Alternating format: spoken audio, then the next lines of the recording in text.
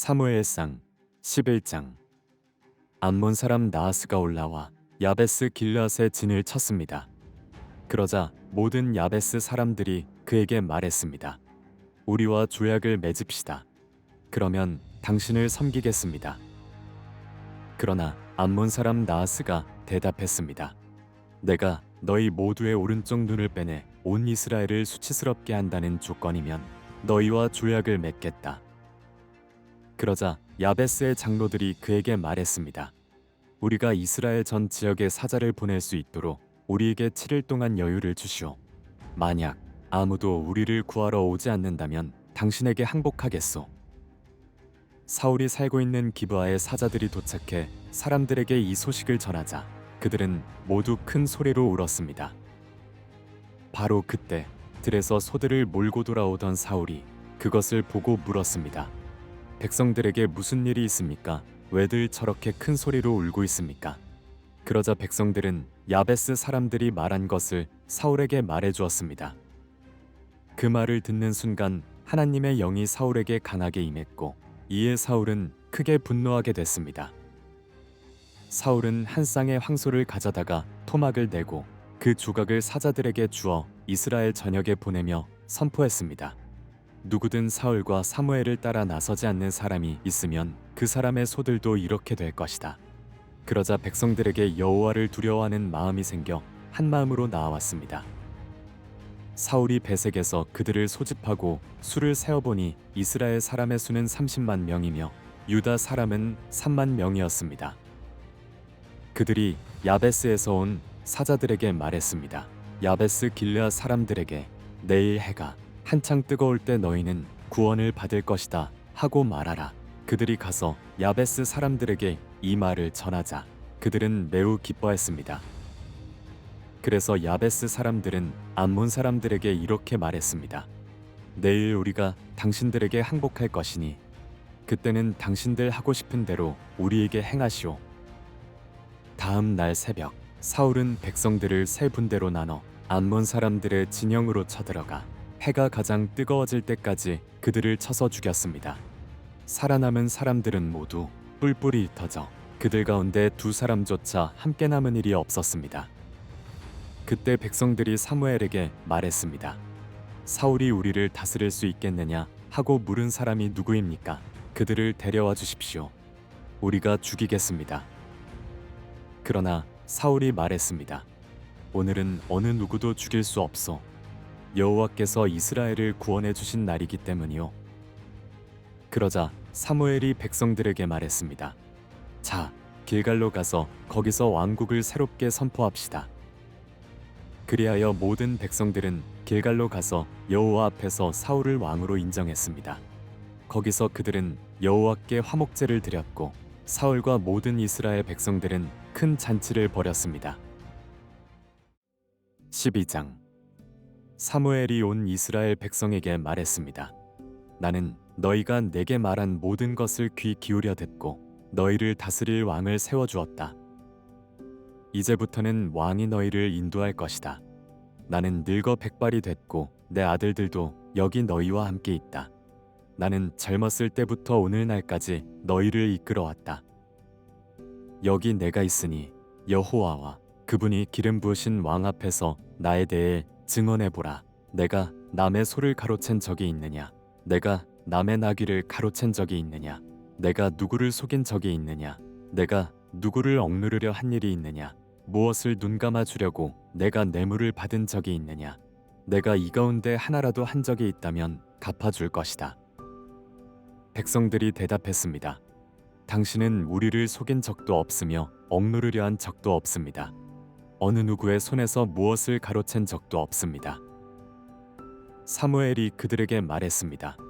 너희가 내 손에서 아무것도 찾아낸 것이 없는 것에 대해 여호와께서 증인이 되시고 또한 하나님께서 기름 부으신 왕도 증인이 될 것이다. 그들이 대답했습니다. 여호와께서 증인이십니다. 그러자 사무엘이 백성들에게 말했습니다. 모세와 아론을 세우고 너희 조상들을 이집트에서 이끌어내신 분은 여호와이시다. 그러니 여기 서 있으라. 여호와께서 너희와 너희 조상들을 위해 행하신 모든 의로운 일들에 대해 내가 여호와 앞에서 증거를 갖고 너희에게 해줄 말이 있다. 야곱이 이집트에 들어가고 난 뒤 그들은 여호와께 도와달라고 부르짖었고 여호와께서는 모세와 아론을 보내 너희 조상들을 이집트에서 이끌어내셔서 이곳에 정착하게 하셨다. 그러나 그 백성들은 그들의 하나님 여호와를 잊어버렸다. 그래서 하나님께서는 하솔 군대의 사령관인 시스라와 블레셋 사람들과 모압 왕을 통해 그들을 치게 하셨다. 그들은 여호와께 부르짖으며 우리가 죄를 지었습니다. 우리가 여호와를 버리고 바알과 아스타롯을 섬겼습니다. 그러나 이제 우리를 적들의 손에서 구해 주십시오. 그러면 우리가 주를 섬기겠습니다. 라고 말했다. 그때 여호와께서 여룹바알과 바락과 입다와 사무엘을 보내주셨다. 여호와께서 사방에서 달려드는 적들의 손에서 너희를 구해내셨기에 너희는 안전하게 잘 살게 된 것이다. 그러나 너희는 암몬 왕 나하스가 너희를 치러 오자 여호와 하나님이 너희 왕이신데도 너희는 내게 안 되겠습니다. 우리를 다스려줄 왕이 있어야겠습니다. 라고 말했다. 그러므로 여기 너희가 선택한 왕이 있다. 바로 너희가 구했던 왕이다. 보라, 여호와께서 너희를 다스릴 왕을 세워주셨다. 만약 너희가 여호와를 두려워하고 그분을 섬기고 순종하며 그분의 명령을 거역하지 않는다면 또 너희와 너희를 다스리는 왕 모두가 여호와 너희 하나님을 따른다면 잘하고 있는 것이다. 그러나 너희가 만약 여호와께 순종하지 않고 그분의 명령을 거역한다면 그분의 손이 너희 조상들에게 그랬던 것처럼 너희를 치실 것이다. 그러니 이제 가만히 서서 여호와께서 너희 눈앞에서 하실 큰 일을 보라. 지금은 밀을 추수하는 때가 아니냐. 그러나 내가 여호와께 번개와 비를 내려달라고 할 것이다. 그러면 너희가 왕을 달라고 한 것이 여호와의 눈에 얼마나 악한 일이었는지 알게 될 것이다. 그러고 나서 사무엘이 여호와께 부르짖자 여호와께서 그날에 바로 번개와 비를 내려보내셨습니다. 그리하여 모든 백성들은 여호와와 사무엘을 두려워하게 됐습니다. 백성들이 모두 사무엘에게 말했습니다. 당신의 하나님 여호와께 기도하셔서 우리가 죽지 않게 해주십시오.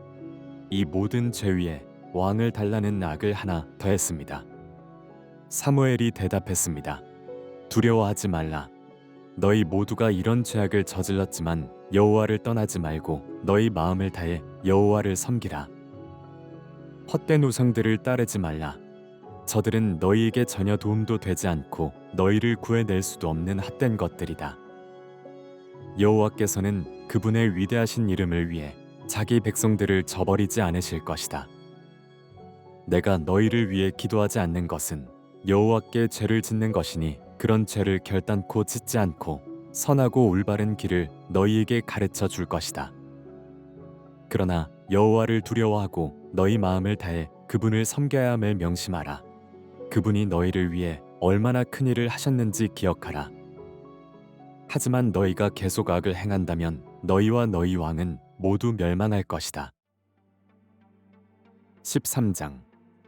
사울이 왕이 됐을 때 그의 나이는 40세였습니다. 그가 이스라엘을 다스린 지 2년이 됐을 때 사울은 이스라엘에서 3,000명의 남자를 뽑아서 2,000명은 자기와 함께 믹마스와 베델 산에 있게 하고 1,000명은 베냐민 땅 기브아에서 요나단과 함께 있게 하고 나머지 백성들은 자기 집으로 돌려보냈습니다. 요나단이 게바에 있는 블레셋 진영을 공격하자 블레셋 사람들이 그 소식을 들었습니다. 그때 사울이 온 나라에 나팔을 불고 말했습니다. 히브리 사람들아, 들으라. 온 이스라엘은 사울이 블레셋 진영을 공격해 이스라엘이 블레셋 사람들의 증오의 대상이 됐다는 소식을 듣고 길갈에 모여 사울을 따라 나섰습니다. 블레셋 사람들은 이스라엘과 싸우기 위해 모였습니다. 전차가 3만 대, 기마병이 6,000명, 그리고 군사는 해변의 모래알같이 셀 수도 없이 많았습니다. 그들은 베다웬 동쪽 믹맛으로 올라가 진을 쳤습니다.